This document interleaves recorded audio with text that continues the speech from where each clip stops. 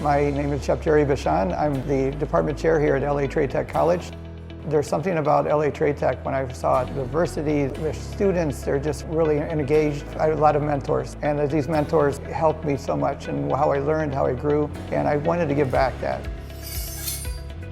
We have 3 different colleges: Mission College, Harbor College, and we have LA Trade Tech College. This year we're going to have it here at LA Trade Tech, so we have big shoes to fill. This year's theme is Cuisine and Flavors of Southeast Asia. We have 3 different competitions, which are the savory, it's with a plated entree.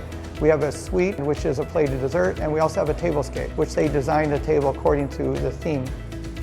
We're very excited to be hosting the Culinary Cup this year. Really important to get down that chicken or whatever it is they're preparing, perfectly juicy and perfectly prepared.